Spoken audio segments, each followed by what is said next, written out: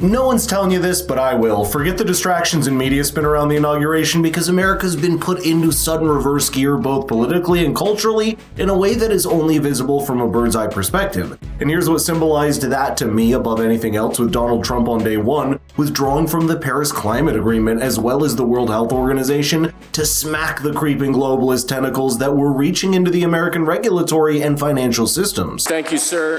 The next item here is the withdrawal from the Paris Climate Treaty.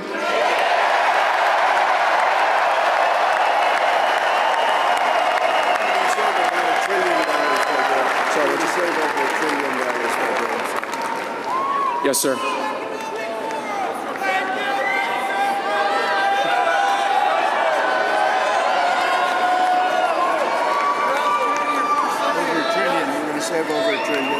We're going to save over $1 trillion by withdrawing from that treaty.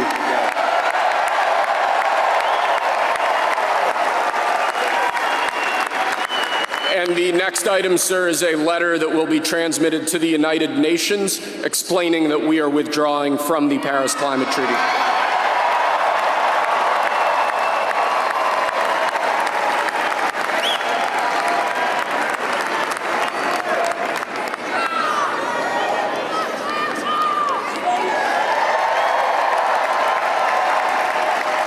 And I'd say this was the highlight of the entire inaugural ceremony because a public signing of executive orders like this isn't a precedent we've seen often.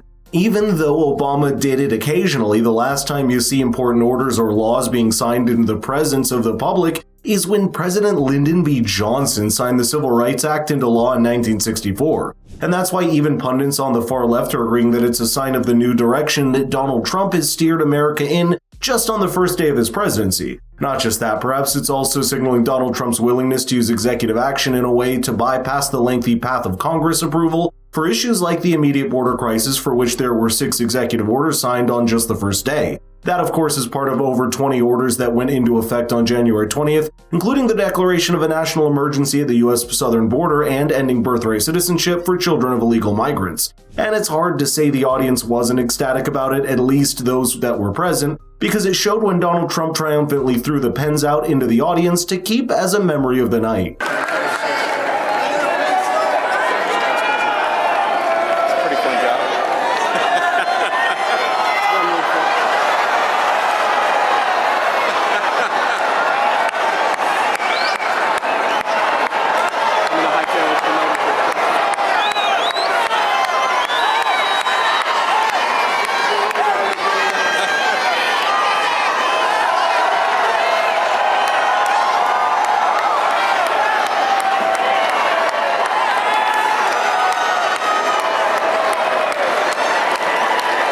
But here's something even funnier. The Democrats, as well as most of the left-wing media, had been awkwardly silent on Donald Trump's slew of executive orders. And that's because Joe Biden himself pulled the rug from the Democrats' moral high ground at literally the last few moments of his presidency when he signed multiple sweeping executive actions pardoning his own family members for crimes they, quote, may have committed in over a decade. And it wasn't just his siblings and their spouses, but curiously, even enough people like Dr. Anthony Fauci and General Mark Milley, which says a lot. That's, of course, after the legal clean slate he gave to his son Hunter back in December, leaving no room for Democrats to clutch their pearls over Donald Trump's executive actions or pardons. For a bit of historical reference, here's what Joe Biden remarked back in 2020, acting like a saint when asked to comment on the prospect of using executive actions for pardons just like this. President Trump is reportedly considering a wave of preemptive pardons. Does this concern you?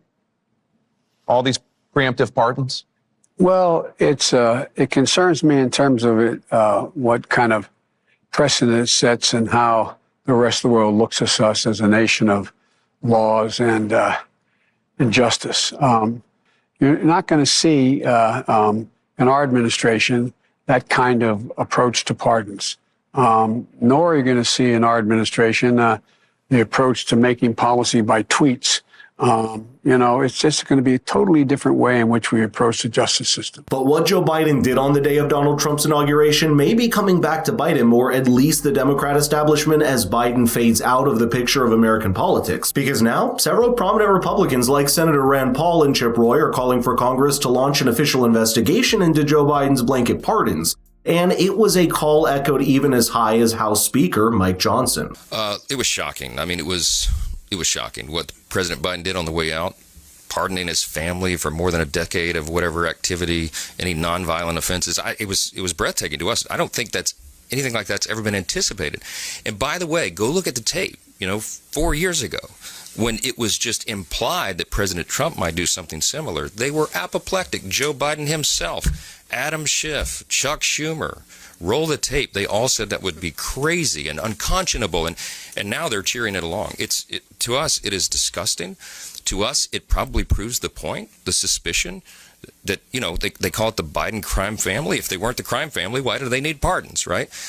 Look, there's a lot of attention that's going to be paid to this, and I think that is appropriate, and we will be looking at it as well. So, yeah. And here's the crazy part. It's a shot in the foot for the Democratic Party because the burden of Biden's legacy will have to be borne by whoever wants to be the face of the party moving forward. And for many people vying for that role, it felt like a salt on the wound of the election with Joe Biden protecting his family from Donald Trump right on the day he was about to be inaugurated. Now, on the other hand, Elon Musk was also equally visible as Donald Trump's right-hand man and largest political donor, but apart from reaffirming there was no rift between and the president, Musk seemed more excited about what a Trump presidency could mean for SpaceX and its coveted manned mission to Mars. But as you know, one particular hand gesture sent the left-wing media screaming at the supposed dog whistle they just heard. This one,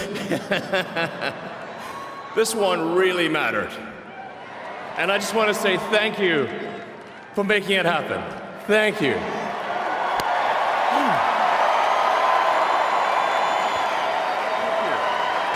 My heart goes out to you. It is thanks to you that the future of civilization is assured. Thanks to you. We're going to have safe cities, finally, safe cities. Secure borders, sensible spending, basic stuff. And we're going to take Doge to Mars.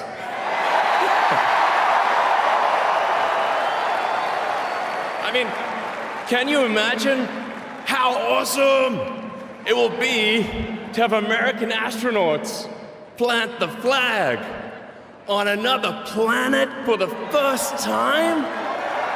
Bam! Bam! Yeah! How inspiring would that be?